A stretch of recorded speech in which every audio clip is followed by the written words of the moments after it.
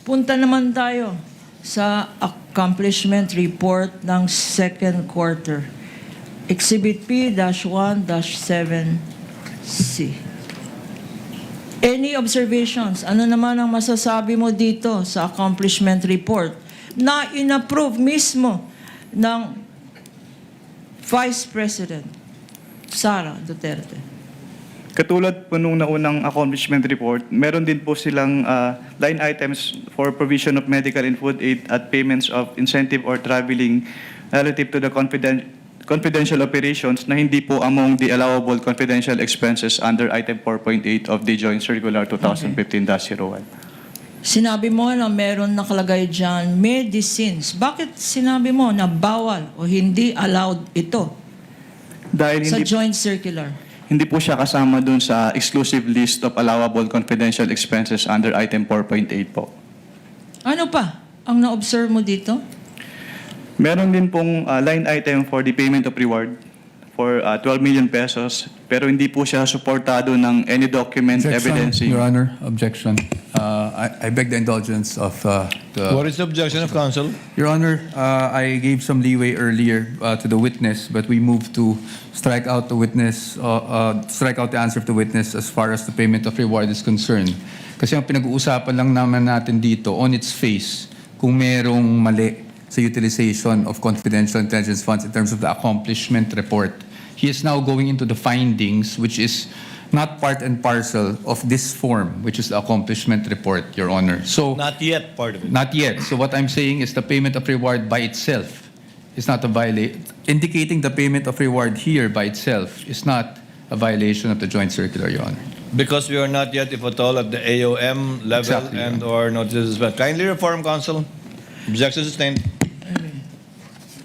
Ito bang payment of rewards kasama dyan sa tinatawag na allowable expense ng confidential funds?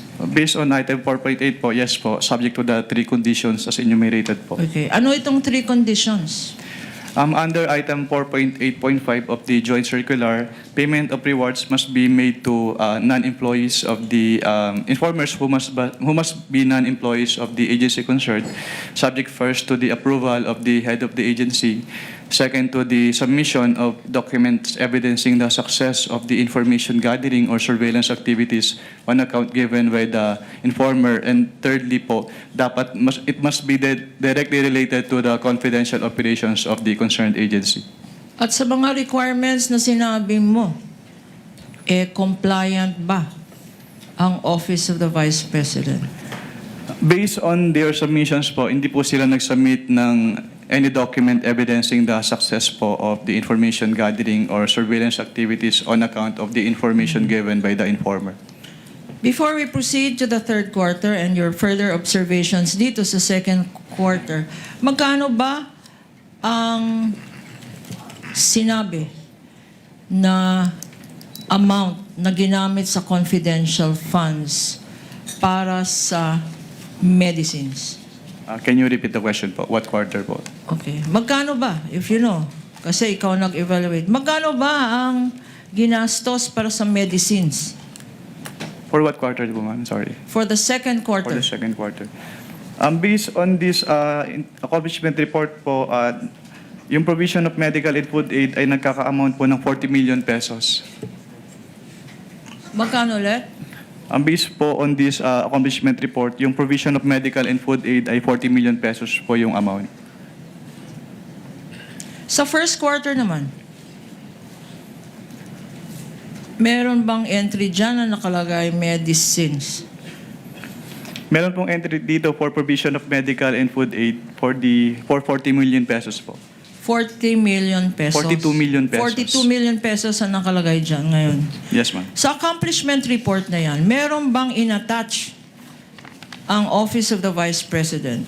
First and second quarter na in-identify, meron ba siyang inattach mga dokumento na nagpapatunay na ginastos talaga yung 42 million na yan for the first quarter and 10 million na yan for the second quarter for medicines alone, Mr. Witness? Meron bang attachment itong accomplishment report na sinubmit Wala po silang inattach na any document po supporting yung kanilang payment for medicine.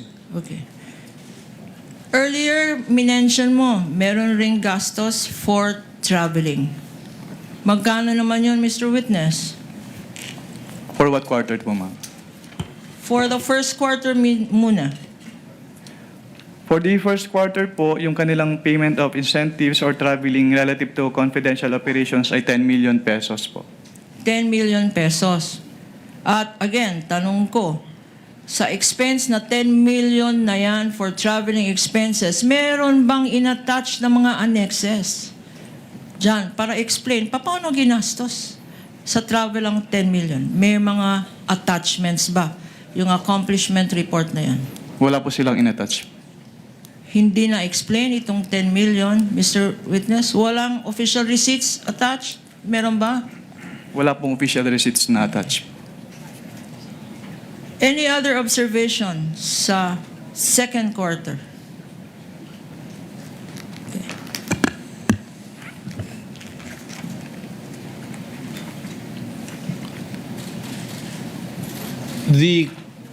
There you go. Okay. Same lang po with the first quarter yung findings po dito. Sa third quarter naman po tayo pumunta. Exhibit P-1-17-7-D. What are your observations? Ano naman ang masasabi mo dito sa accomplishment report ng Vice President?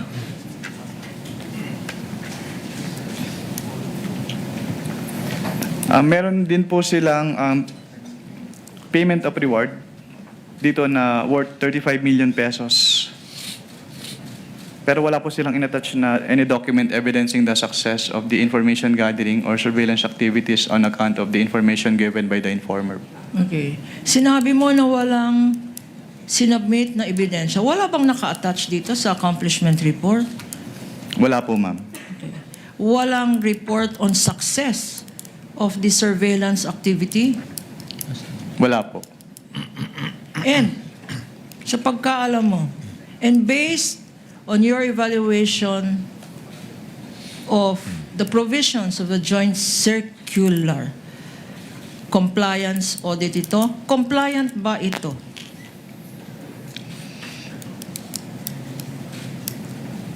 Hindi po siya compliant, ma'am. Bakit, Mr. Witness? Dahil wala nga pong supporting document po yung kanilang payment of rewards as required under item 4.8.5 of the joint circular.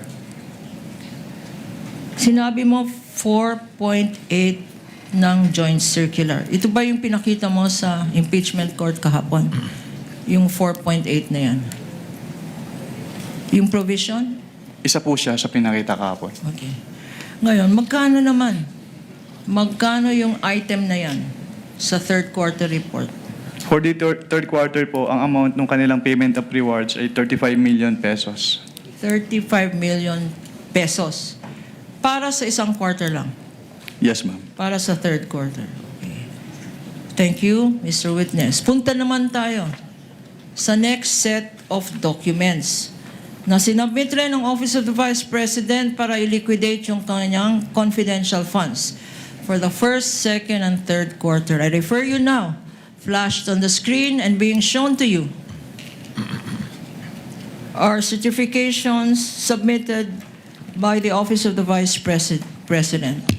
Unang-una, certification of the Office of the Vice President dated March 30, 2023, Exhibit P-1-6-B. Pangalawa, OVP certification dated July 11, 2023, which is Prosecution's Exhibit P-1-6-C. At pangatlo, OVP certification dated October 9, 2023, Exhibit P-1-6-D for the prosecution stipulated upon by the respondent and likewise part of their defense exhibits. Yes, we confirm, Your Honor, and we would like to manifest that for the first quarter certification that is marked as Exhibit D D-1-34-OVP. Second quarter, that is Exhibit D-1-58-OVP. And for the third quarter, it's D-1-83-OVP for the defense, Your Honor. And your documents are certified true copies, counsel for respondent. That is correct, Your Honor. Counsel for the panel of prosecutors may proceed. Thank you, Your Honor. Now, please look at these certifications. Meron nakalagay dyan sa bottom ng page, attested. Anong ibig sabihin ng attested?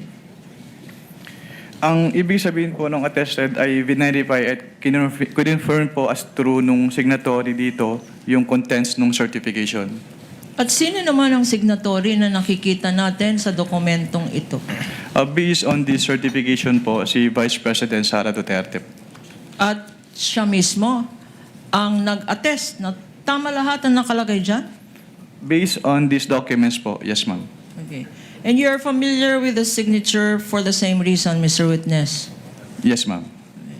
Ano naman ang mga observations ang masasabi mo tungkol sa tatlong dokumentong ito? Incidentally, Mr. Witness, what periods did this cover, again, for the record? Based on their submissions po, yung for the first quarter, yung February 6 to March 29, 2023. For the second quarter, April 25 to June 30, 2023. And for the third quarter, July 14 to September 30, 2023 po. Okay. Ano naman ang masasabi mo?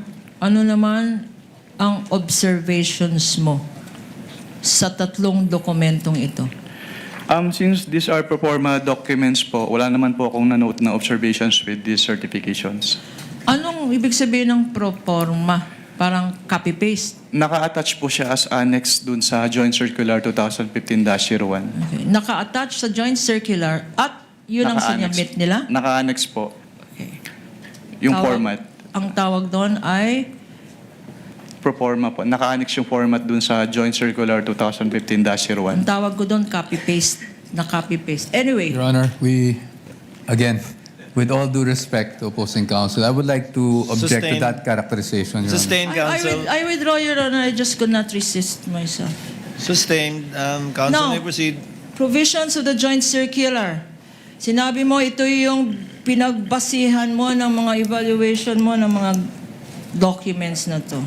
What, if any, are the violations that you observe based on the joint circular? May i-clarify po kung anong document po yung pinipertain niyo, ma'am. Ano? Sa lahat ng dokumento. Sa lahat po ng dokumento. Based on, for what quarter po? Sorry. For all the quarters. For all the quarters. Yung first and second quarter po kasi magkasama sa isang AOM lang. And then yung third quarter ay nakaseparate po yung AOM. So punta muna tayo sa first and sinasabi mo, Mr. Witness, na yung first and second quarter, isa lang ang na-issue na AOM. Ano tong ibig sabihin ulit ng AOM? Audit Observation Memorandum po. Okay. And Based on the Joint Circular 2015-01, yung Audit Observation Memorandum po ay yung written notification to the agency informing them of the deficiencies po noted during the audit and requiring them to submit an explanation or the documents being sought po dun sa AOM or both. okay, under the circular, this joint circular that you mentioned, ito bang Audit Observation Memorandum? Kailan ini-issue ito?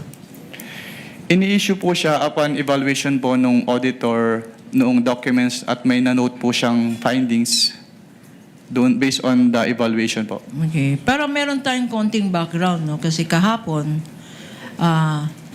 meron ring na-stipulate ang respondent at ang prosecution ng mga notice of suspension at notice of disallowance. For the better appreciation of this honorable court, paki-educate kami. Pakisabi nga anong difference ng AOM, Audit Observation Memorandum, pagkatapos yung Notice of Suspension, at pagkatapos yung Notice of Disallowance. Ano ang mga pagkakaiba nitong tatlo? If I am to start po with the definitions po based on the joint circular, katulad po nung na-define ko kanina sa AOM, it is an written notification to the agency concerned of the deficiencies noted during the audit and requiring them to submit an explanation po or the documents being sought or both po. Okay. At ang agency po ay merong 15 days from the receipt of the AOM within which to submit their comments, justifications, or documents po as required Okay. po in the AOM. So pagkatapos ng issuance ng isang Audit Observation Memorandum, ang mga subject ng audit ay binibigyan ng 15 days para mag-submit ng mga dokumento. Based po dun sa rules and regulations on settlement of accounts po ng COA. Yes, ma'am. Paano pag may sinubmit na dokumento at hindi pa rin sapat or tama or insufficient or may discrepancy? Anong nangyayari?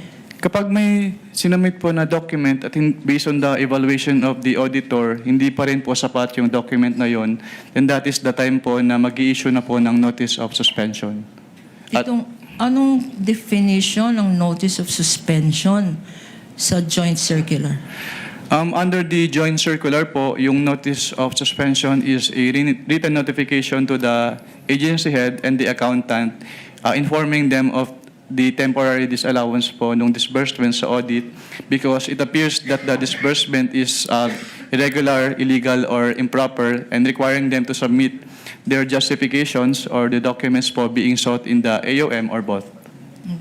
Sinabi mo, Mr. Witness, para maintindihan natin, no? Ito ay temporary. Okay. Yes, ma'am. Based on findings na irregular. Ano ba irregular? Ano ibig sabihin Irregular. ng irregular? Based on COA circulars po, ang irregular disbursement ay yung mga disbursement na hindi umaayon or hindi nagko-comply dun sa requirements ng mga COA issuances. Okay. Sa Pilipino, ang tawag dito ay irregular pa rin. Tama? Itong illegal. Anong ibig sabihin ng illegal? Kapag sinabi pong illegal, yung disbursement po ay hindi nagko-comply dun sa applicable laws. At kung sinabi mong improper, Kapag improper naman po, ang ibig sabihin, yung expenses ay either unnecessary, excessive, extravagant, or unconscionable po.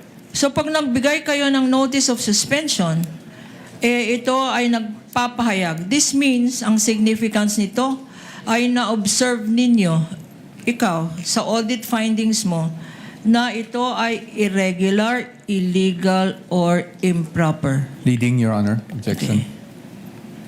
Kindly reform, Counsel. I will go to the next question. Pag hindi na-comply ang notice of suspension, what action, if any, is taken by your office? Kapag hindi po na-comply yung notice of suspension, then that is the time po na mag-i-issue na kami ng notice of disallowance.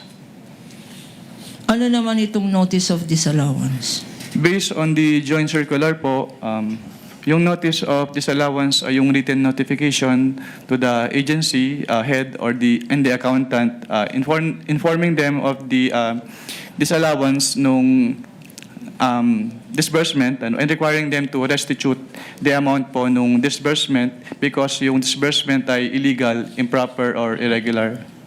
So, Mr. Witness, whether tinatawag mo ito AOM or Audit Observation Memorandum or whether notice of suspension or whether notice of disallowance, in these three stages, nabibigyan ng opportunity ang ino-audit na agency para mag-comply? Yun po ba ang ibig sabihin ng explanation mo?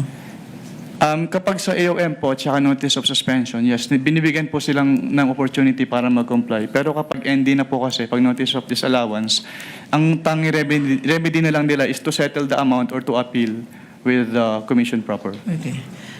Let us go now to the issue of the office of the Vice President. Earlier, you said AOMs were issued to the office of the Vice President, correct?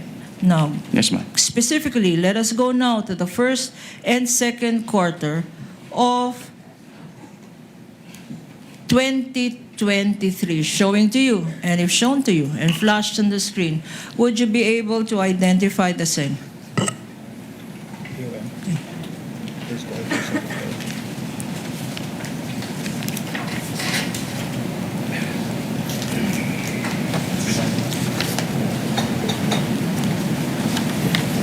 Yes, ma'am.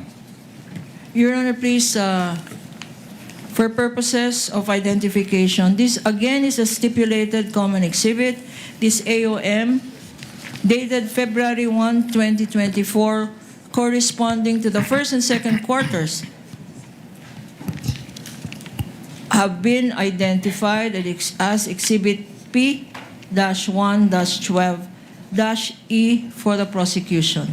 Thank you, Your Honor. On the part of the defense, this was pre-marked as D-1-105-OVP for the information of the Honorable Court. Noted. Attorney Kapunan, may proceed. Please look at this AOM and refresh your memory. What, Mr. Witness, did you observe from this AOM? Yung findings po or observations namin, una po, hindi po nag-submit ng documentary evidence of payments si OBP for the first and second quarters of 2023.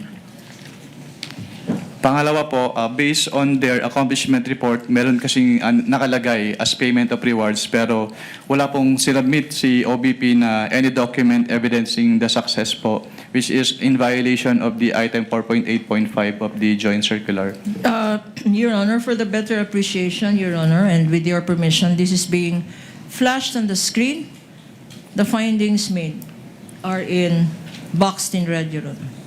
So yung second finding mo, una, ulitin natin. Yung una po ay walang sinubmit na documentary evidence of payment si OBP for the first and second quarter of 2023. Ano pa?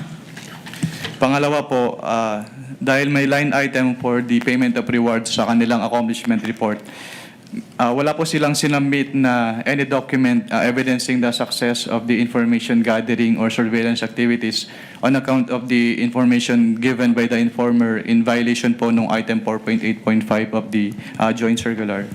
Meron mga, before you go to your next observation, Mr. Witness, merong mga amounts stated dyan. For the record, can you read these amounts and what periods they correspond to in terms of payment of rewards?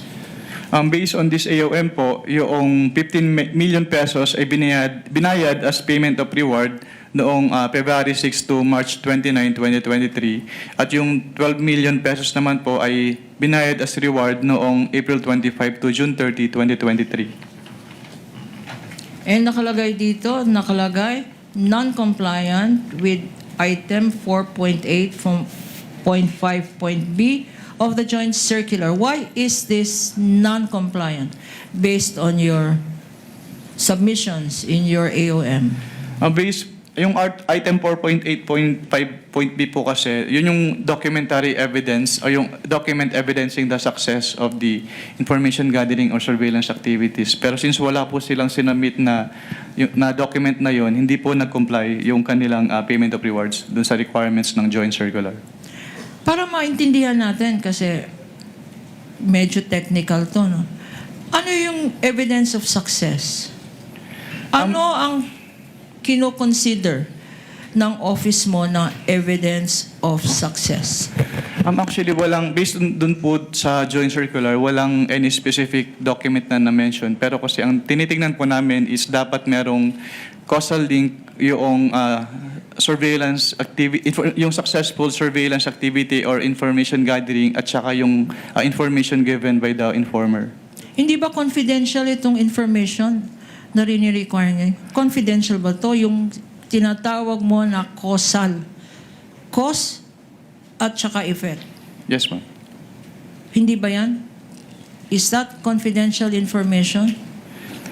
Since yun po yung requirement ng joint circular, kailangan po nilang i-comply po. Necessary ba ang... Ano ang... No, I will reform.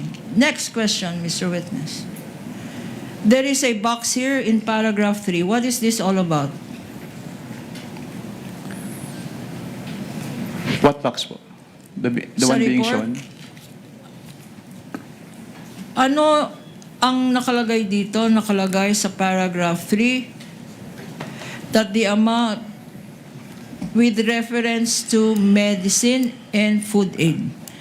Please look at your notes and tell us the significance of these findings. Ang nakalagay po dito sa number 3 na merong items for the provision of medical and food aid at payment of incentives for traveling relative to the confidential operations ng agency doon sa kanilang first and second quarter accomplishment reports. Okay. Meron mga amounts indicated dito. Pakibasa. Yes, ma'am. For the accomplishment report for the period February 6 to March 29, 2023, Magkano ito? sa provision of medical and food aid po, ang nagastos nila ay 42 million pesos. Tapos sa accomplishment report for the April 25 to June 30, 2023, yung nagastos po nila for the provision of medical and food aid ay 40 million pesos po. So, ang total nito, Mr. Witness, para sa period na to ay 42 million plus 40 million. Yes, ma'am. 82 million, Mr. Witness. Based on their submission po, yes, ma'am. 82. Okay, and based on their submissions, did they also attach to their submissions any documents showing or proving payments for medical supplies or food supplies? Wala po. Again, meron pang ibang figures dito, pakibasa, and what are they for? Yung isa naman po, yung February 6 to March 29 period, 10 million po yung binayad for the payment of incentives or traveling relative to the confidential operations. At for the period naman po na April 25 to June 30, 2023, may binayad po na another 10 million for the payment of incentives or traveling relative to the confidential operations. Okay. So sa binasa mo, ang total nito ay 20 million. Yes, ma'am. At itong 20 million ba, may kasamang mga resibo or attachments para patunayan na nagastos tong 20 million para sa travel. Based on their submissions po, wala pong inattach si OBP. Okay. And sa last sentence, ano itong amount na 20 million pesos? Ayan po yung total po nung kanilang payment of incentives or traveling relative to the confidential operations for the first and second quarter po. Okay. Ngayon, meron kang conclusion sa last paragraph. Can you read it? The provision of medical and food aid and payment of incentives or traveling relative to the confidential operations expenses do not fall among those enumerated under item 4.8 of the joint circular. Thus, the same should not be charged against the confidential fund of the agency. At sinasabi mo, ang nature ng listahan sa joint circular ay ano? Exclusive po. Exclusive. Anong ibig sabihin ng exclusive? Bawal ang wala sa listahan. Tama ba yan? Yes, ma'am. Another box item is paragraph number 4. Please refer to your notes as shown on the screen. Anong significance, if any, nitong finding mo sa AOM? Under number 4 po, hindi po naka-indicate sa kanilang physical and financial plan yung specific confidential activities na kanilang paggagamitan po ng kanilang pondo in violation of the item 4.2 of the joint circular. Okay. Itong physical and financial plan, identified to at saka stipulated document ito, tama? Yes, ma'am. Okay. Ngayon, ano ba dapat pag tinitignan ng isang physical and financial plan? Ano ba ang hinahanap dyan? Tinitingnan po Kasama na... ba dyan? Sakop ba niyan ang Christmas party? Paulit po ng tanong. Kasama ba sa physical and financial plan ang Christmas party? Yung agency po ang makakapag-answer niyan. Okay, kasama ba dyan? Yung physical and financial plan po kasi ay ginagamit nila to support their allocation. Okay, kasama ba dyan tree planting? It is outside po my authority to answer that since agency lang po ang makakasagot niyan. Okay, kasama ba dyan ang magbibigay ka ng awards? Okay. In the nature of your definition of confidential funds, are these activities considered confidential activities? As an answered, Your Honors, it is beyond the witness authority to If he determine. knows, Your Honor. If he knows. He's competent. He's a competent witness. He's the one who personally evaluated, and he's also a Witness may lawyer. answer if he knows. Mr. Wamel, you may answer if you know. If I am to relate po yung sinabi nyo dun sa item 4.8 of the joint circular, hindi po kasama yung mga binanggit nyo dun sa allowable expenses po ng confidential fund. Thank you, Mr. Witness. Punta naman tayo sa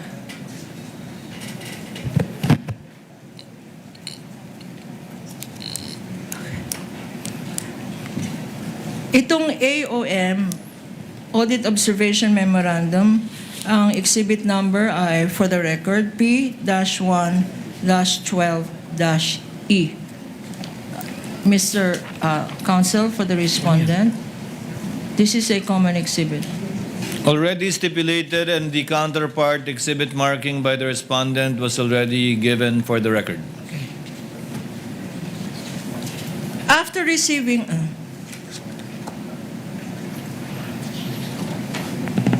Your Honor, may we just clarify if we're referring to the first quarter AOM?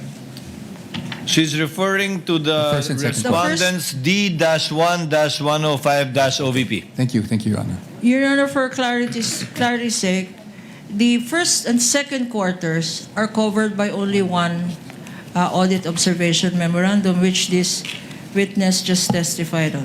Yes, counsel. The counsel for respondent confirms that. The presiding officer confirms that as well.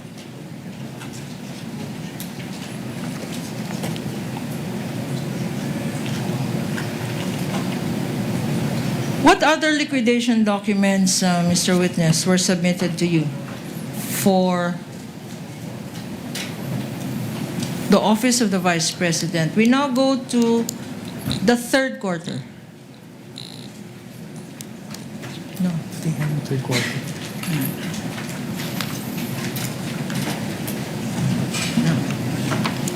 The findings on liquidation.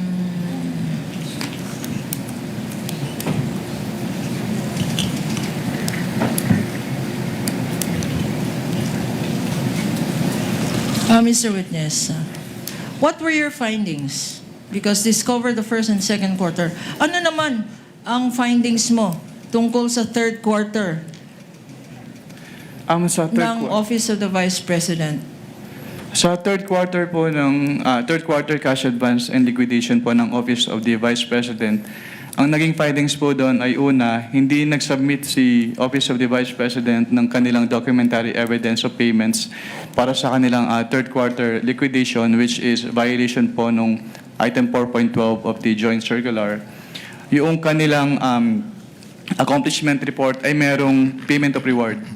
Pero hindi po siya substantiated ng any document evidencing the success of the information gathering or surveillance activities on account of the information given by the informer, which is in violation of the item 4.8.5b of the joint circular. At pangatlo po, Your Honor, may I be allowed po to refer to the AOM for the complete With the permission of the presiding enumeration po officer. of the findings. May the witness refer to his notes Counsel, to Your Honor. refresh his memory. Maybe just clarify on this matter, just brief, because Yes, what is yesterday, the comment of counsel for yesterday respondent? I remember that the witness was only in ICFAO until February 2024. Is that correct? Maybe check the record if that is correct. Yes, Your 2014 to 2024. That's what he said. Okay, so this AOM for the third quarter was issued August 8, 2024, Your Honor. So he is referring to something that he has no personal knowledge of. What month did you leave? What month did you leave COA ICFAO, Mr. Ramil? February of 2024 po. Your Honor, please, this is preliminary. We would have, if we were allowed to continue with this questioning, Your Honor, that this witness will attest to the fact that he was the one, before he left, he prepared a draft of an AUM for the third quarter. And if I may be allowed, maybe counsel will see the relationship of my question to Then This AUM. witness, kindly not refer to an AOM. If indeed you prepared a draft, as you will testify on later, you can refer to your notes, but not the AOM. My apologies po, Your Do you Honor. have notes pertaining to the draft you prepared, pertaining to the supposed AOM issued after you left COA ICFAO? I don't have my notes po with me. Pero I can give po yung the additional audit observation po based on my draft po na sinamit sa ICFAO. May we see the draft, Your Honor, before... Do you have a copy of the observations? draft, Counsel, Mr. Wamil? I do not have the copy of draft po with me. Nasa Can we file po object, siya Your ng Honor? ICFAO.